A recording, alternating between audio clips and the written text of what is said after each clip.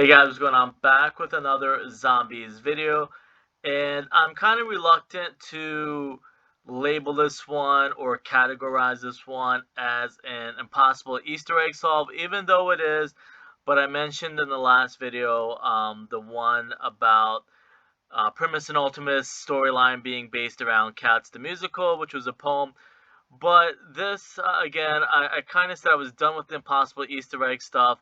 This one technically fits in the category, but I don't want it to seem like I'm trying to, beat a dead horse and impossible Easter eggs. But there were a lot of Easter eggs similar to that were included in Jason Blundell's maps, going back. And this actually goes back to Black Ops 2, but I am gonna save that for another video, something later. So the big question that a lot of people had, and it kind of predates when I really got involved in the storyline and the Easter eggs for Call of Duty Treyarch Zombies. The big question was, what is the apothecan squid in the sky, and why is there one in the sky? Again, people probably just said, I watch a lot of videos, but I don't watch every single video. I tend to, unfortunately, sometimes just watch the mainstream videos. So a lot of people just kind of went with the fact that it's built around, or um, put in there from like Lovecraft. It's a Lovecraft monster and Cthulhu. Not that this is Cthulhu, but it just happens to be what people thought was just a Lovecraft monster, and there wasn't really much to it, and I kind of went along with that also. Again, this is way before I had any idea, or people had any idea, what length Treyarch goes to of putting Easter eggs in their maps. Hence the name, again, Jason Blundell, impossible or unsolvable Easter eggs, because it's stuff that you really have to know and research. You can't data mine it.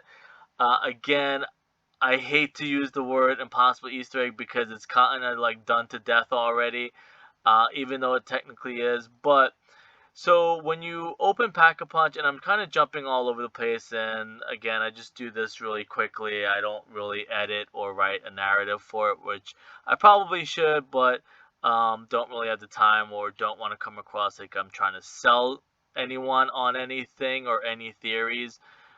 But when you open Pack-a-Punch in Shadows of Evils in Black Ops 3, and you come back up to the surface, it goes from, I guess, 1940s Chicago or 1920s Chicago noir theme into, we release the apothecons into our um, dimension. So in the sky is this big octopus squid monster that people called it. And up until this point, actually up until maybe 2 weeks ago, I like most people just went along with that. I'm like, oh, it's Lovecraft and it's apothecons and it's a theme, but there's just so much more behind it. I'm not gonna dive too much into what's behind him, the sky, but keep in mind that it does fit the whole squid sea monster theory, and it's raining, and Shadows of Evil being loosely based around Atlantis. But this kind of confirms all that. It kind of like puts the nail in a coffin, confirms everything. I'm sold on it. So you're gonna get your mind blown, and it's pretty amazing. But again, keep in mind of the shape of the squid monster, or the apothecon, I guess you can call it. So as you can see, it has 1, 2, 3, 4, 5, 6 tentacles and a mouth in the middle. And then at the end of each tentacle, there's like these spiky bits, like a bulbous, or like a, almost like a ball at the end of each tentacle. And in the middle, there's a big long mouth that opens. And you can see it here. And that actually looks also, which it has nothing to do with anything, but it does look like one of the monsters from Stephen King's movie, The Mist. But I always had my theories about Transit in the Mist, but none of that ever went anywhere. But this looks like one of the monsters from The Mist. I do like that story. I wonder if that was something that Jimmy was going to kind of put in his story before Jason Blundell took over. that maybe it was a government experiment gone wrong, and that's what happened. They were fooling around with interdimensional travel, so maybe that's where Jimmy was going. Maybe the monster was something that Jimmy made up um, or designed, because in The Mist, this isn't where I'm going, but I'm just giving a little bit more of a backstory. The Mist story by Stephen King is government, military, were fiddling around trying to get into dimensions, and they happened to open a dimension that released all these monsters into it. And that tentacle looks like one of the monsters from The Mist, and they were trapped inside of a small supermarket for the whole movie, and stuff like that. Maybe it was something that they were going to go down the road, but what it actually is, it's modeled around, or supposed to give us a hint to Atlantis, and not the Atlantis that everybody knows about from the early 1200s or around that time, or 1700s. um, I think Plato or Socrates or somebody like that. Not that under the water there's a big flood type Atlantis, but more like an intergalactic Atlantis. And I'm not going to go too much into the story, but you'll see where it is leading to. So you can see the comparison right away between the Squid Monster and the design of the Atlantis structure, I'll call it, because then I'll have to go into more stuff in a few minutes. These are just really bad images, some of them from Google. So it says at the bottom, if you can't read it, Stargate Atlantis, and there goes the design that looks like the Squid Monster. And here is a blueprint that somebody made, that looks like is the Atlantis structure, I'm going to call it now. And then I'm going to go into detail. Actually, I probably don't have too much detail. I didn't do too much in here. But I'm going to give a really quick backstory. So the structure in Stargate, I kind of probably did that out of order. So the structure in Stargate is a giant spaceship that was out of space. Their planet got destroyed by, let's say, for general purposes, let's say like the apothecans, or there were a race of aliens that were going from planet to planet, and then they were like destroying planets, taking over that planet or dimension or whatever. So these people had a giant spaceship, and this is a spaceship here. I'll leave it on this one because this one looks the best. This is actually a city spaceship, and what happens, it can fold up, I believe. Or maybe that's why, too, that multiplayer map looked like the way it did. Maybe that was a hint that we just never... there's a multiplayer map in Black Ops 3 that it can fold up like this, and kind of like the movie Inception. So the 1, 2, 3, 4, 5, 6, the 6 tentacles fold up, I believe, and that's how they traveled through dimensions and space and time. And then when they reached the planet, it would open up. So the city, or the city structure in Stargate, went underwater, and that's where they hid from the, like, apothecans, let's call it. So how, again, this was supposed to be a big hint of that, how the story was, I'm going to say, borrowed or inspired from Stargate Atlantis, and Shadows of Evil, The Lost City, and Setsubo Nishima, all revolving around Atlantis, and the theme being paradise and Atlantis. Dante's Inferno, Dante's Comedy. I'm not going to get too much into all that, but we are, at this time in Black Ops 3, was in the paradise, and Atlantis is considered like a paradise. We're in the... and this is why I tend to tell people, I try not to explain too much to people now, because it's way over everyone's head. The kind of detail that Jason Blundell, Jimmy, the devs put into the storyline, it's way too complicated for a lot of people.